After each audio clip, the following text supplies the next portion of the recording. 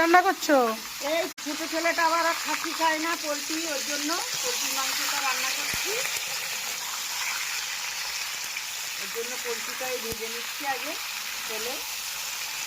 ভেজে রান্না করি মাংসটা, আগে মাংসটা পুরো ভেজে নিয়ে নিই।